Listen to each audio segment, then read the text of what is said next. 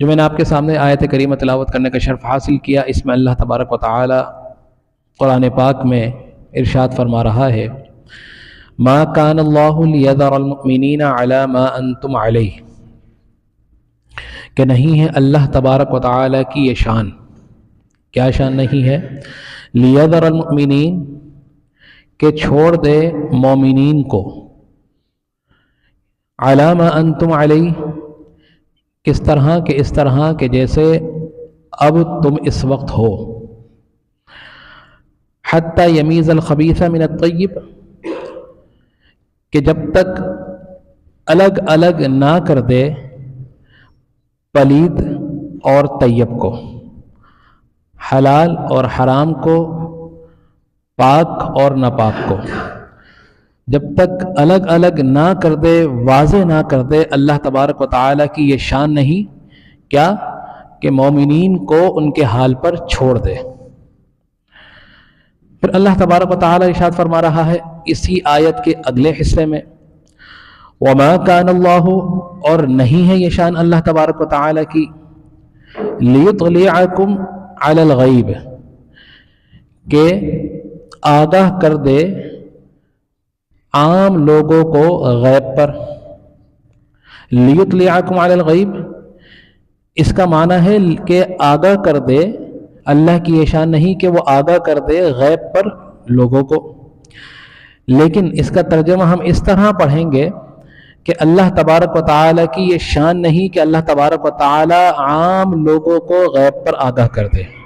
اس کی وجہ اسی آیت کے اگلے حصے میں اللہ تبارک و تعالی وضاحت فرما رہا ہے کہ ولیکن اللہ، اور لیکن، اور البتہ اللہ تبارک و تعالی یجتبی من رسلہ من یشاء، کہ اللہ تبارک و تعالی نے چن لیا ہے، منتخب کر لیا ہے، من رسلی، رسولوں میں سے، من یشاء، جسے چاہتا ہے.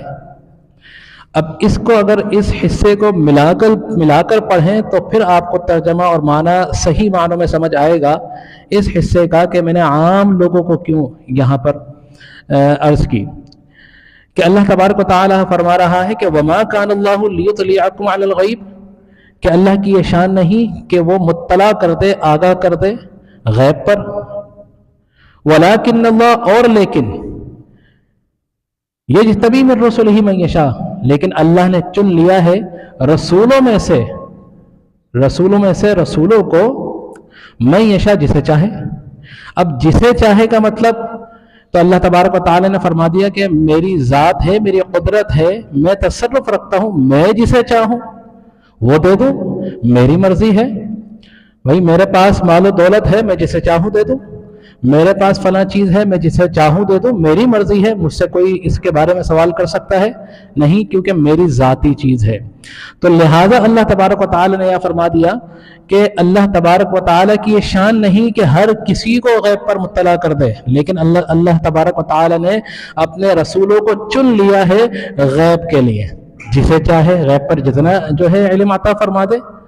اب اس میں بھی درجہ بندی ہے کہ جسے چاہے اللہ تبارک و تعالی اپنے خزانوں میں سے کتنا خزانہ عطا فرما دے، یہ بھی اللہ تبارک و تعالی کی شان ہے. تو اس میں اللہ سے کوئی سوال کر سکتا ہے؟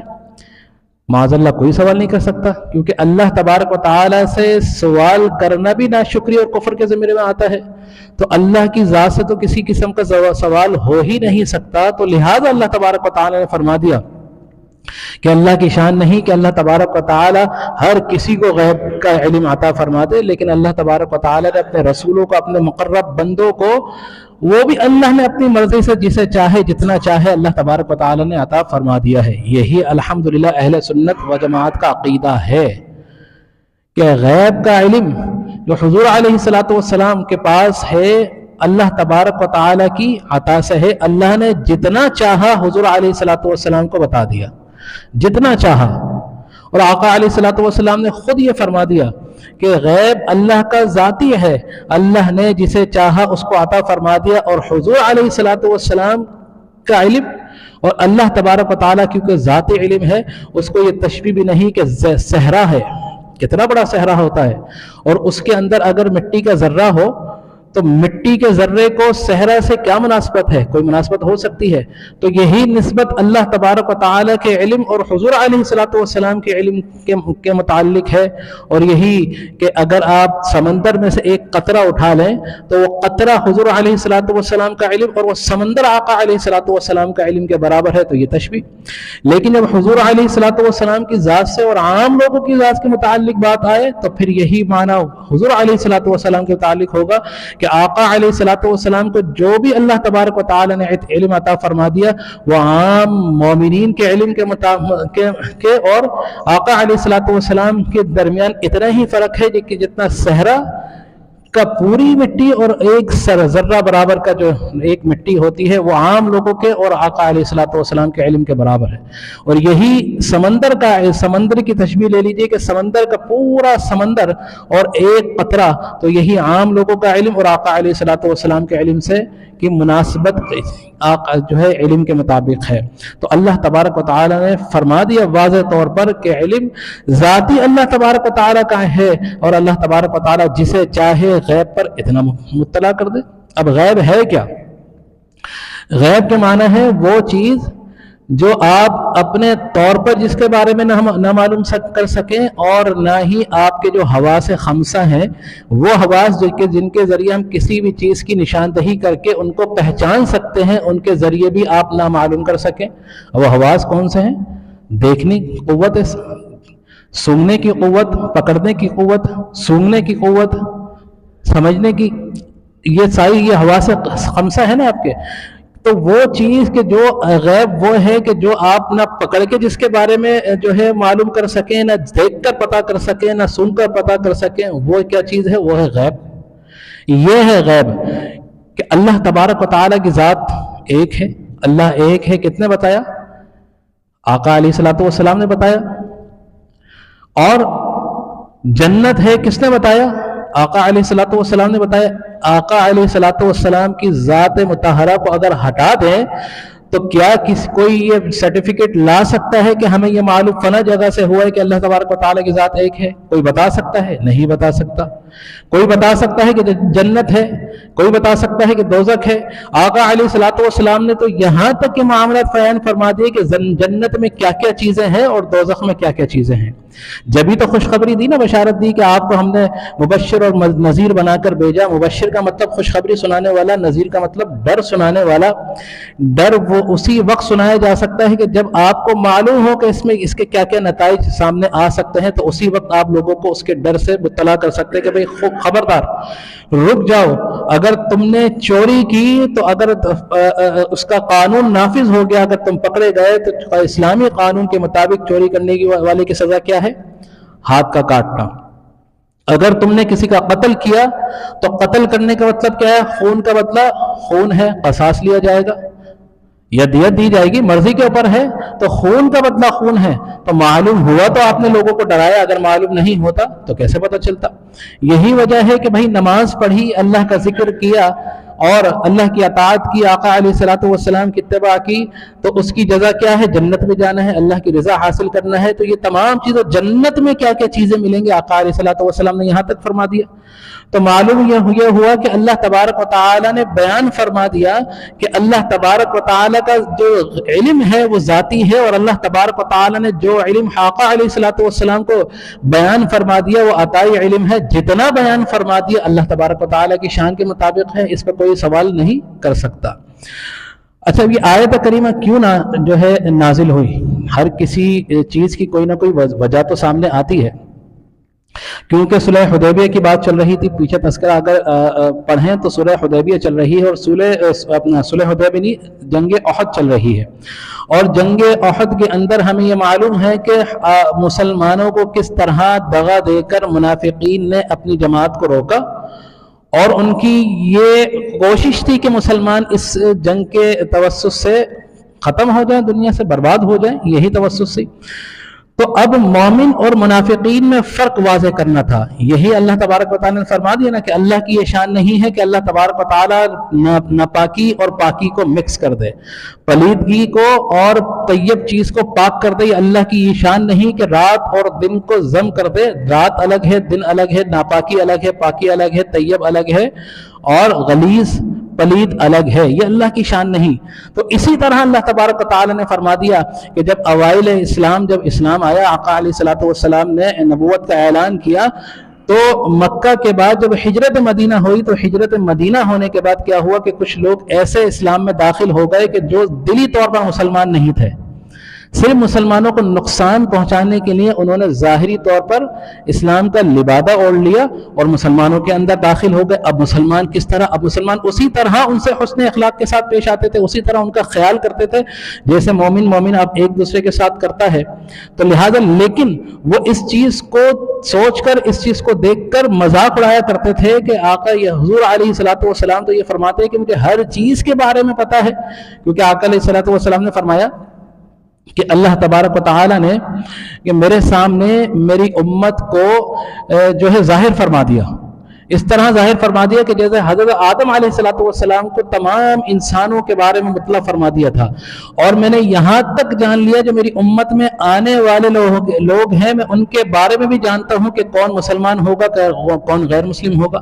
تو اس بات پر جو منافقین تھے وہ اس بات پر جو ہے مذاق اڑاتے تھے, استہزاء کرتے تھے کہ یہ تو دعویٰ کرتے ہیں کہ میرے آنے والے لوگوں کے متعلق بھی مجھے معلوم ہے کہ کون منافق ہے, کون مسلمان ہوگا, اور حال یہ ہے کہ ہم ان کے سامنے صبح شام ان کے سامنے رہتے ہیں لیکن یہ ہمیں نہیں پہچانتے. تو یہ دعویٰ کیا ہے, یہ دلیل کیا ہے؟ تو اللہ تبارک و تعالیٰ کو ان کی یہ ہرزہ سرائی بالکل پسند نہ آئی اور اللہ تبارک و تعالیٰ نے یہ آیت کریمہ نازل فرما دی.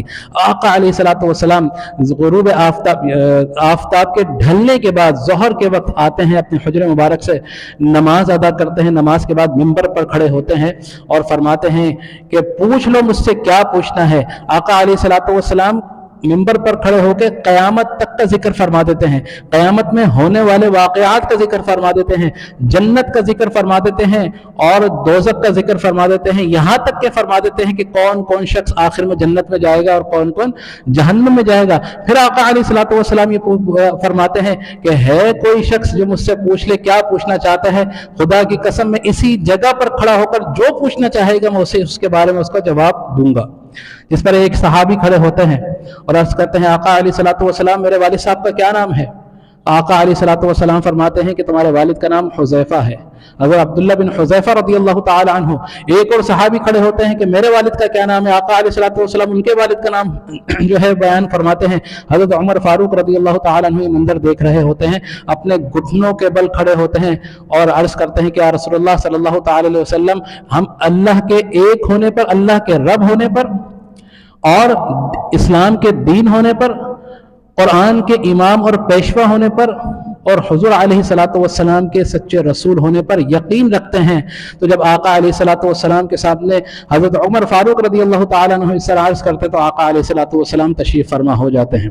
یہ تو آقا علیہ الصلوۃ والسلام نے دعویٰ فرمایا, آپ فرماتے رہے کہ بار بار فرماتے رہے کہ ہے کوئی شخص کھڑا ہو اور مجھ سے پوچھے کیا پوچھنا چاہتا ہے, جو پوچھنا چاہتا ہے پوچھ لے, آج میں بتاؤں گا. تو لہٰذا اس ضمن میں یہ آیت اس ضمن میں نازل ہوئی, منافقین اور مسلمانوں کے درمیان فرق واضح کرنے کے لیے کہ منافقین کس طرح مسلمانوں کا جو ہے نقصان پہنچایا کرتے تھے, کس طرح جو ہے ان مسلمانوں کے جو ہے مذاق اڑایا کرتے تھے. تو اللہ تبارک و تعالی نے آیت کریمہ نازل فرمائی. آخر میں بس ایک حدیث میں آپ کے سامنے علم غیب کے متعلق عرض کر کے اجازت چاہوں گا کہ حضرت معاذ بن جبل رضی اللہ تعالی عنہ سے روایت ہے کہ حضور علیہ الصلوۃ والسلام نے ارشاد فرمایا کہ میں نے اپنے رب کو دیکھا, میں نے اپنے رب کا دیدار فرمایا. جب میں نے دیدار فرمایا تو میرے رب نے اپنا دست قدرت میرے کندھوں کے درمیان رکھا. جب اللہ تبارک و تعالیٰ کا دست قدرت اپنے محبوب علیہ الصلوۃ والسلام کے کندھوں کے درمیان میں رکھا اللہ تبارک و تعالیٰ نے, تو آقا علیہ الصلوۃ والسلام فرماتے ہیں کہ اس کی ٹھنڈک مجھے سینے پہ محسوس ہوئی. کہ ہاتھ اللہ تبارک و تعالیٰ کا دست قدرت جب آقا علیہ الصلوۃ والسلام کے کندھوں کے درمیان رکھا تو فرماتے ہیں کہ اس کی ٹھنڈک میرے سینے میں محسوس ہوئی، اسی وقت میں نے مجھ پر ہر چیز روشن ہو گئی۔ کہ جب اللہ تبارک و تعالیٰ اپنے دست قدرت آقا علیہ الصلوۃ والسلام کے کندھوں کے درمیان رکھا تو آقا علیہ الصلوۃ والسلام فرماتے ہیں کہ ہر چیز میرے سامنے روشن ہو گئی اور میں نے دیکھ لیا، جو میں کچھ نہیں پہچانتا تھا وہ بھی میں نے پہچان لیا۔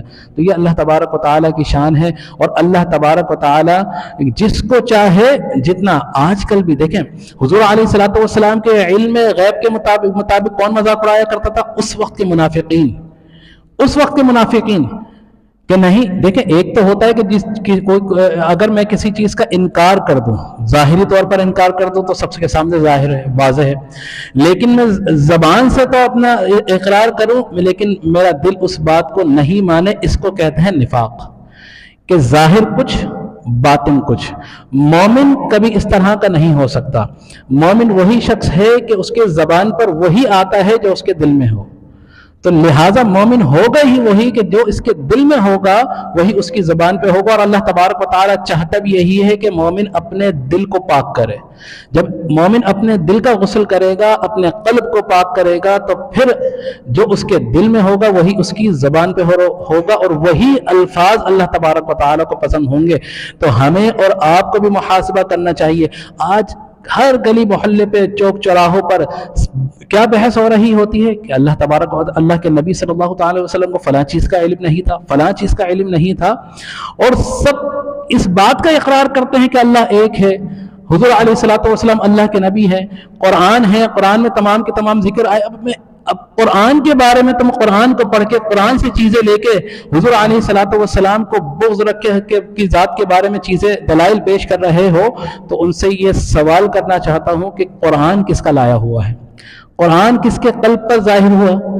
کہ یہ بات بھی اللہ کے نبی صلی اللہ تعالی علیہ وسلم نے خود فرما دی کہ قرآن اللہ کی کتاب ہے، کسی اور نے تو نہیں فرمایا، یہ اللہ کی کتاب۔ تو سب سے بڑی غیب ہی قرآن ہے کہ وہ قرآن جو لوح محفوظ پر موجود تھا وہ اللہ تبارک و تعالی نے اپنے محبوب کے سینے پر نازل فرما کے جب نازل فرمایا اور زبان اطہر سے جب یہ ذات جاری ساری ہوا تو آقا علیہ الصلوۃ والسلام نے فرمایا کہ اللہ کا پاک کلام ہے، اور جو اس پر عمل کرے گا وہ راہ ہدایت پا جائے گا، وہ جنت کا حقدار ہوگا۔ تو جب اس بات پر یقین کر رہے ہیں، یہ بھی تو غیب تھا نا، لاکھوں ہزاروں کتابیں ہیں لیکن یہ بھی غیب تھا۔ جب اس پر یقین کر لیا تو حضور علیہ الصلوۃ جس کی ذات پر یہ نازل ہوا اس ذات کے بارے میں تذبذب کہ آقا علیہ الصلوۃ والسلام کو دیوار کے پیچھے کا علم نہیں تھا، فلاں چیز کا علم نہیں تھا، فلاں چیز کا علم نہیں تھا۔ تو یہ اس عقیدے کو جب آپ اس پر بحث کریں تو آپ کے ذہنوں میں صرف ایک بات ہونی چاہیے کہ اس قسم کا جو تذبذب کا شکار اور اس قسم کی باتوں کا میں مبتلا صرف منافقین ہوا کرتے تھے۔ تو لہٰذا اللہ تبارک و تعالی ہمیں ان تمام خرافات سے محفوظ فرمائے، اور آقا علیہ الصلوۃ والسلام کی ذات کے متعلق جتنے بھی شک و شبہات ہمارے درمیان پیدا کیے جاتے ہیں تو ہماری دعا ہے کہ اللہ تبارک و تعالی ان لوگوں کو ہدایت عطا فرمائے اور آقا علیہ الصلوۃ والسلام کی پکی سچی محبت عطا فرمائے۔ آمین۔ وآخر دعوانا الحمدللہ رب العالمین۔